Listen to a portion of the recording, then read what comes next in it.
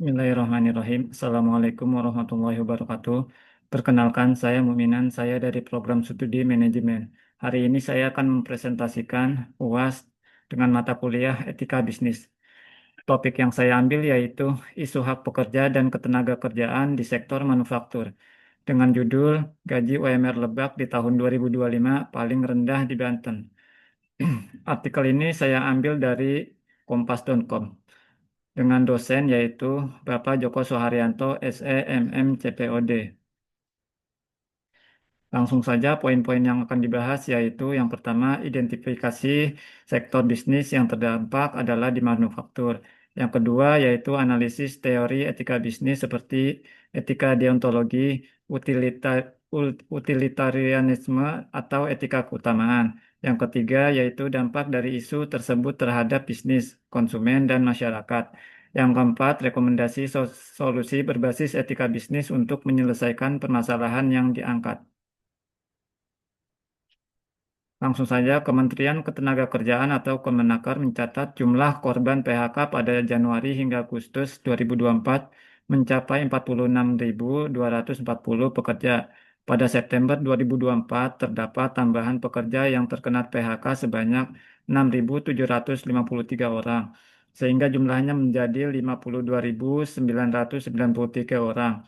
Total PHK per 26 September 2024 52.993 tenaga kerja meningkat dibandingkan periode yang sama di tahun yang lalu.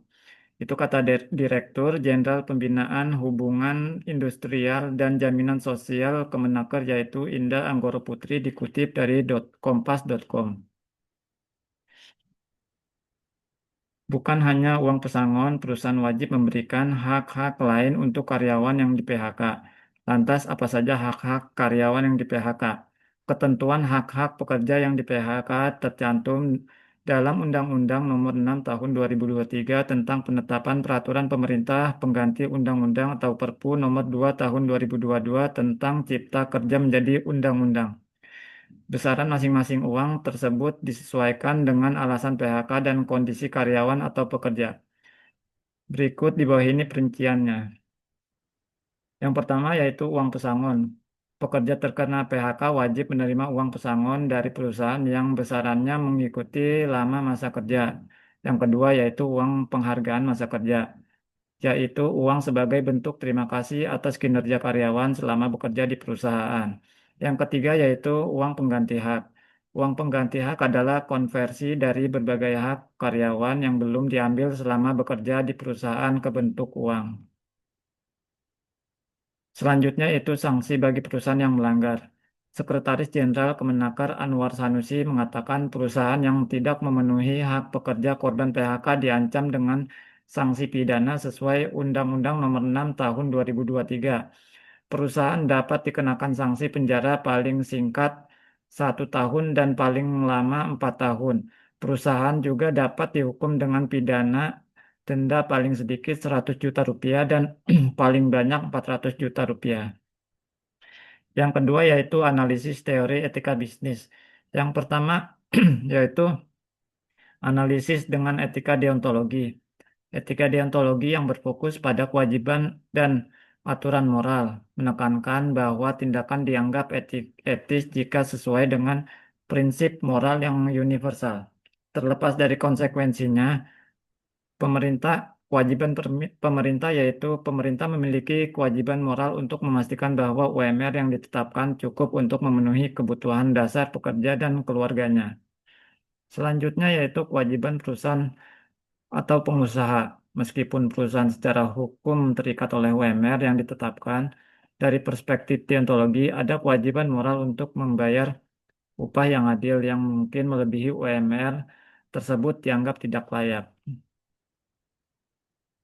Selanjutnya yaitu analisis dengan utilitarianisme yang berfokus pada konsekuensi tindakan dengan tujuan untuk memaksimalkan kebahagiaan atau kesejahteraan keseluruhan.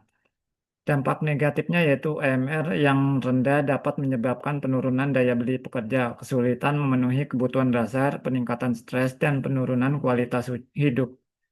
Selanjutnya itu dampak positifnya.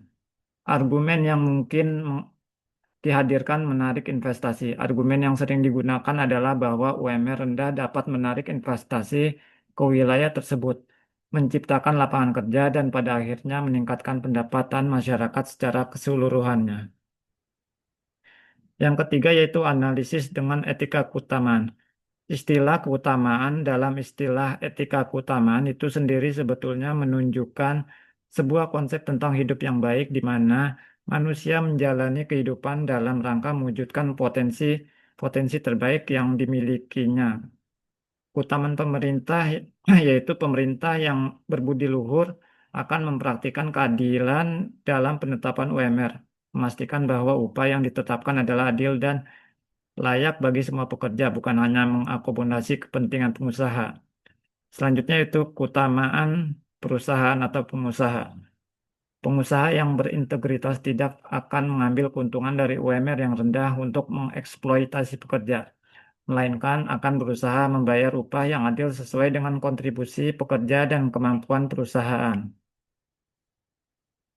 Selanjutnya itu dampak terhadap bisnis. Yang pertama, daya saing biaya tenaga kerja. Yang kedua, kualitas sumber daya manusia. Yang ketiga, citra perusahaan dan branding menjadi negatif. Yang keempat, tingkat pengeluaran konsumen lokal menjadi negatif. Yang kelima yaitu potensi konflik industrial. Untuk dampak terhadap konsumennya yaitu yang pertama daya beli menurun. Yang kedua, pilihan produk terbatas. Yang ketiga itu kualitas layanan menjadi negatif atau buruk. Selanjutnya itu dampak terhadap masyarakat. Yang pertama, peningkatan angka kemiskinan pada kesenjangan sosial. Kedua, kesenjangan dan pendidikan yang buruk. Yang ketiga, urbanisasi dan migrasi. Yang keempat, kualitas hidup menurun. Yang kelima, dampak jangka panjang pada pembangunan daerah.